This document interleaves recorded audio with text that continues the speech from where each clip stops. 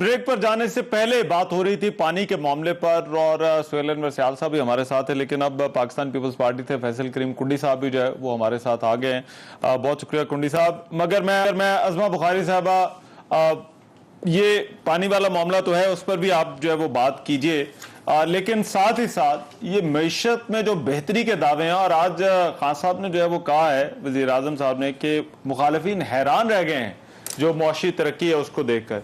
तो क्या आप भी हैरान हो गई हैं ये तरक्की देखकर? देखिए, पहले तो मैं, चूंकि बात मेरी कंप्लीट नहीं हो पाई थी, मैं सिर्फ इतना ऐड करना चाहती हूँ कि जो जिस सूबे का हिस्सा है पानी का वो उसको मिलना चाहिए। हमारे लिए तमाम सूबे इम्पोर्टेंट है, लेकिन पंजाब के साथ भी जो एक फूड बास्केट है उसके साथ भी ज्यादती जो है वो नहीं हो सकती, नहीं होनी चाहिए। मुझे मोहसिन लगारी साहब ने कुछ वो किया, लेकिन जो नोटिफिकेशन की बात है, जिस नोटिफिकेशन की सियाल साहब बात कर रहे हैं कि जिस नोटिफिकेशन के ऊपर इन्होंने जो है वो नहर खोली है, यकीनन उसको देखा जाना चाहिए। और ये मेरा ख्याल है कि जो मुश्तरका मफादात काउंसिल है उसके अंदर इसके ऊपर बात होगी, ये तो सब होगा। लेकिन वो जो एक खबर ये आई थी कि वो जो चेयरमैन इरसा है उन्होंने कोई बदतमीजी की सिंध के मेंबर के साथ और फाइल मारी और पता नहीं क्या, ये नाकाबिले बर्दाश्त था इस किस्म की हरकतें। ये इतना फिरौन बनने की इजाजत किसी को नहीं मिलनी चाहिए। और एक दूसरे की इज्जत करेंगे तो इज्जत होगी, वरना तो इज्जत होती नहीं। अच्छा, अब आ जाते हैं, नहीं मैं सिर्फ हैरान नहीं मैं परेशान के होने के साथ साथ देखिए मेरे गले में भी फंस गई। इतनी ज्यादा वो जो है ना इनकी तरक्की थी कि मेरे गले में आके कहीं अटक गई और वो नीचे ही नहीं जा पा रही है, इतनी तरक्की हो रही है। अभी एक आपने रिसेंटली एक सर्वे देखा है, ये तो सब वो बातें हैं जो हुकूमत कह रही है, और ये कुछ भी कहते रहते हैं, ये दिन को रात बनाते हैं, ये सूरज मगरिब से भी निकाल लेते हैं, ये वो जो है वो जर्मनी जापान की बॉर्डर भी मिला देते हैं, इनके 12 मौसम भी होते हैं, वो पता नहीं क्या क्या होता है। तो ये तो कुछ भी कह लेते हैं, उनकी बातों की तो बात नहीं है। पहली तो बात ये कि एक सर्वे आया जिसके अंदर 38% लोगों ने कहा कि उनके जो घरेलू अखराजात हैं, 38% लोग कहते हैं कि हमारे अखराजात में इजाफा हुआ है। और वो जाहिर वो आम आदमी है जिसको ना जीडीपी की समझ आती है, जिसको ना करंट अकाउंट डेफिसिट की समझ आती है। उसको ये समझ में आती है कि आटे की कीमत 2 साल पहले क्या थी और आज क्या है। उसको ये समझ में आता है कि मैं अपनी ग्रोसरी जो है वो अगर 5 से 7 हजार के बीच में कर लिया करता था, आज जो है वो मैं उसको जो है वो 15,000 रुपए कैसे लेके जाऊं, उसको ये समझ में आता है। अब इसमें 2-3 बातें हैं। पहले तो जो इनकी नेशनल अकाउंट्स कमेटी है उसने ये बात एक्सेप्ट की कि जीडीपी का हदफ ये जो एक्सेप्ट करने में नाकाम रहे हैं, लेकिन अचानक से इमरान खान साहब का एक प्लस पॉइंट है, और वो ये है कि वो बहुत अच्छे प्रोपेगेंडिस्ट हैं। वो जो है वो एक बात को इतनी कन्विंसिंग जो है वो झूठ जो है वो करते हैं कि सच लगने लगे लोगों को। यही हरकत उन्होंने कहा, चूंकि बहुत क्रिटिसिज्म आ रहा था, और मैंने तो कई दफा कहा है कि ये उस बच्चे की तरह है कि जो फेल हो जाता है लेकिन वो अपने बड़े अब्बू को जो है ना ये नंबर्स पर आपको शक क्यों है? अज़मा बुखारी साहब, देखिए ये ग्रोथ के जो नंबर्स हैं, अब ये थोड़ा सा टेक्निकल है बट आम आदमी के लिए तो ये डिबेट है ना। आपने कहा कि मुझे शक है कि ये बात ठीक नहीं कर रहे, यही है ना? मैं बताती हूँ क्यों शक आप कर रही हैं? हाँ, 3-4 चीजें हैं। पहली तो बात यह है कि मईशत का साइज, जब हम इनको मईशत देके गए थे, हम इनको देके गए थे 315 अरब डॉलर के ऊपर। ये उसको अब आजकल दिखा रहे हैं कि जी हम 296 पे आ गए हैं, जो गलत है। ये अभी अब मुझे छोड़िए, जो 5 में से 4 जो मुआशी माहिरीन है ना, वो कह रहे हैं कि इट्स नेक्स्ट टू इम्पॉसिबल, ये मुमकिन नहीं है। सिर्फ तरसीलाते ज़र जो बाहर से इनको ओवरसीज ने भेजी, उन्होंने भी क्यों भेजी? मतलब मजे की बात यह है कि वो इसलिए भेजी कि यहाँ पे जिन लोगों का जो पहले भेजते थे पैसे, उसमें गुजारा हो जाता था, अब नहीं होता। अब वो घर वाले जो यहाँ बैठे रो रहे हैं वो कहते हैं भाई हमारा गुजारा नहीं होता। 3-4 टेक्निकल चीजें। इनकी बैरूनी सरमायाकारी के बगैर मुझे ये बताइए कि मईशत तरक्की कैसे कर सकती है? बैरूनी सरमायाकारी में मैं आपको लगता है वो नहीं आ रही? अपनी स्टेट बैंक की रिपोर्ट के मुताबिक, मैं नहीं कह रही, स्टेट बैंक की रिपोर्ट के मुताबिक 39% डिक्लाइन है। 39% डिक्लाइन, बहुत डिक्लाइन होता है मेरे भाई। उसके बाद इन्होंने 5 मिलियन लोग जो हैं उनको बेरोजगार किया, फिर भी तरक्की कर गई इनकी जीडीपी। उसके बाद ट्रेड डेफिसिट जो है हम छोड़ के गए थे 32 पे यूएस डॉलर्स पे, ये जो है ये 28 पे लेके आ रहे हैं, और फिर कह रहे हैं बड़ी तरक्की कर ली ना। अभी और बहुत सारी बातें बाद में करते हैं। ठीक है, चलें वो बाद में करते हैं, मगर मैं जरा कुंडी साहब से भी जरा पूछ लें कि ये भी हैरान है सर जो है वो तरक्की मईशत में बेहतरी देखकर। बिस्मिल्लाहिर्रहमानिर्रहीम। मैं सिर्फ क्योंकि सुहेल सियाल साहब ने तो बात कर ली है, नॉर्मली सिर्फ मैं थोड़ा सा वन लाइन और थोड़ा सा केपी के हवाले से कर रहा हूँ, वाटर रिकॉर्ड्स के हवाले से, क्योंकि 1991 में जो वाटर रिकॉर्ड हुआ था उसके बाद एक फैसला हुआ था कि हर सूबे को एक एक नहर दी जाएगी जो वाटर यूटिलाइजेशन के लिए। उसमें एक कच्ची कनाल थी, एक रेनी कनाल थी, एक थल कनाल थी, और केपी के लिए थी चश्मा लिफ्ट कनाल। ये हर सूबे को थी। 3 जो नहरें, 2 तो तकरीबन कंप्लीट हो चुकी हैं, तीसरी जो है वो कच्ची कनाल कंप्लीशन पे है, और जो केपी का शेयर है वो अभी तक स्टार्ट ही नहीं हुआ। अच्छा। और हमारा जो पानी है वो यूटिलाइज हो रहा है बाकी प्रोविंसेस में। और अगर हम 1991 से अगर वो हिसाब लगाएं तो इस वक्त रफली हमारा 586 जो है मेरे पास, जो मैंने हिसाब किया 586.5 बिलियन रुपीस हमारा बनता है। अच्छा। क्या वो वाटर यूटिलाइजेशन जो बाकी सूबे कर रहे हैं, जो कि इरसा हमें देगा, जो अभी तक उन्होंने, मतलब है कि अगर हम मिलियन एकड़ फीट के हवाले से अगर हम करें, मतलब है कि उसका जो हम कैलकुलेशन करें, हमारे पास पूरी उसकी कैलकुलेशन है, जैसे मेरे भाई तैयारी करके, तो ये चीज़ें जो है आप सिंध और पंजाब की बात करें, लेकिन केपी की बात कोई नहीं। केपी का भी वाटर बहुत बड़ा इशू है, क्योंकि इन 3 सूबों को तो नहर ही मिल गई, केपी को तो अभी वो नहर ही नहीं मिली, और हमारा पानी जो हमारी जो कंजम्पशन है जो हम नहीं कर सके वो नहीं करने जाता, क्योंकि जब हमारा केस इस्लामाबाद में आता है, वहाँ पर जो लोग बैठे, मैं समझता हूँ कि वो हमारा पानी जो यूटिलाइज करे वो हमें यूटिलाइज करने नहीं दे रहे जाता। अच्छा। तो केपी का भी बहुत बड़ा इशू है, जिस तरह बाकी सूबों का है। मैं कहता हूँ हर किसी को अपना ड्यू शेयर मिलना चाहिए।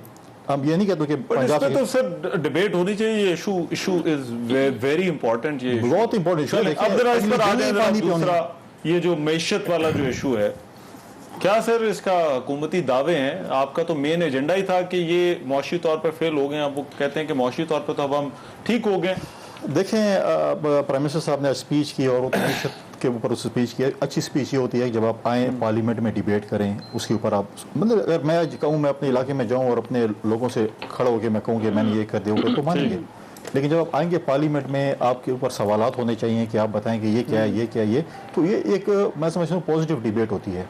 लेकिन अफसोस की बात है कि पार्लियामेंट को तो मतलब प्राइम मिनिस्टर कुछ समझते ही नहीं है। अच्छा। माजी में उन्होंने कहा था पार्लियामेंट के मतलब जो चीजें की तो आज भी चलें जहाँ बात की, मगर ये जो दावा है, दावा देखें, अब मैं कहूँगा जी बहुत खराब है, ये कह सकते हैं खराब है, ये नहीं कह सकते खराब है, क्योंकि देखें आज नीचे मार्केट में जाते हैं, आज हम आप आपके कैमरामैन से पूछ रहे हैं, रोटी सस्ती है, सालन सस्ता है, रोजमर्रा की अशिया सस्ती हैं, उस मैशत को मैं आगे लगाऊंगा जब मेरा गरीब भूख से मर रहा हो, खुदकुशियां कर रहा हो, तो वो मैशत हम ठीक कहेंगे ठीक है।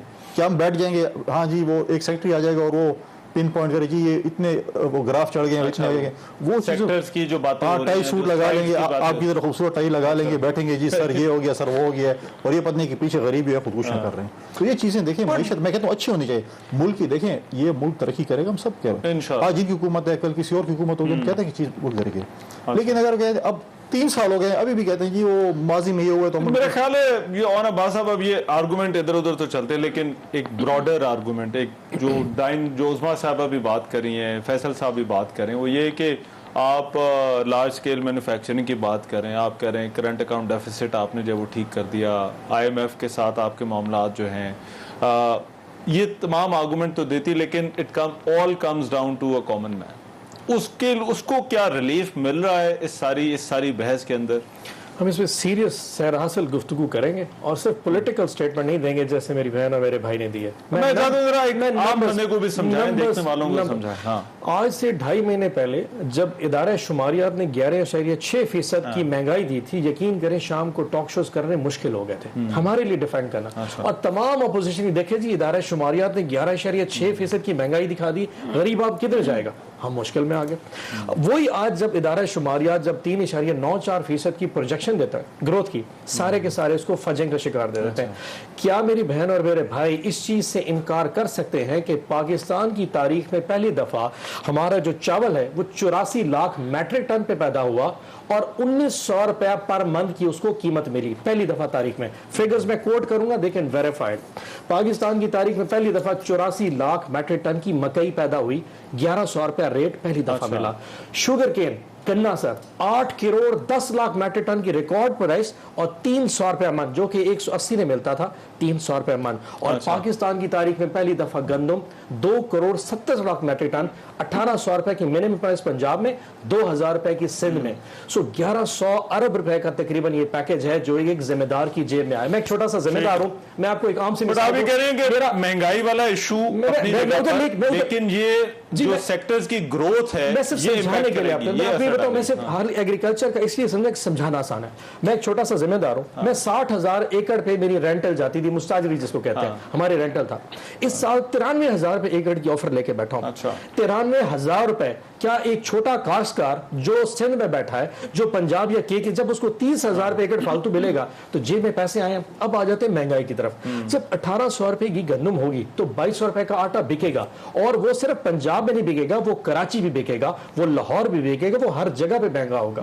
अब जो आरबीडी पाम ऑयल है जिससे घी बनता है, वो 550 मैट्रिक टन पे फरोख्त हो रहा था पिछले साल अप्रैल में, आज $1100 पे आ गया। जब इंटरनेशनल प्राइसेस बढ़ती है, तमाम चीजों जिनकी आप बात कर रहे हैं, क्या इसका फायदा आम आदमी को भी होगा? देखिए, जब आप दो फायदे हो सकते हैं। जो इंटरनेशनल की महंगाई है, जो प्राइसेस की वजह से महंगाई है, वो तो इंपैक्ट करनी है। हमने क्या करना है, हमने उसकी इनकम बढ़ाना है। अगर जिम्मेदार की इनकम बढ़ गई है, आपको पता है कि दूसरा जो सबसे बेहतरीन सेक्टर कौन सा है, वो सर्विसेज है। 4.4% उसकी ग्रोथ है। और सबसे इंपॉर्टेंट क्या है, जिसमें हमारी जो ये होलसेल मार्केट्स नहीं है, उन्होंने 8.5% पे ग्रो किया है। अब यकीनन वो इनकम बढ़ रही है। इनकम जब बढ़ेगी, लार्ज स्केल मैन्युफैक्चरिंग बढ़ेगी। जी, मैं आपको अगर लार्ज स्केल मैन्युफैक्चरिंग बात कहूं कि 9% हुई, तो ट्रैक्टर अगर ज्यादा बिके, पैसे थे तो ट्रैक्टर बिके, पैसे थे तो मोटरसाइकिल बिके।